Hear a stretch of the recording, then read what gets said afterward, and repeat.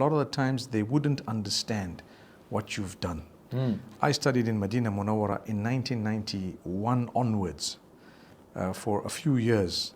And I can tell you that I was also very hard initially and rigid with what I learned and the way I wanted to do things. But when I got home, my father told me, sit and watch the people for a whole year. Don't go out and start talking to them until you see them for one whole year. So for a whole year, I was just sitting and watching, teaching little children alif and ba at this madrasa. And it was very humbling because I was bubbling and bursting with a lot, and ended up teaching at a madrasa adjacent to the masjid. I was leading the salawat, barely ever spoke to anyone, and so on. And then by the time I opened my mouth, I was already calm. I already saw that, you're trying to bring people into an ideal situation, and we're living in a non-ideal world.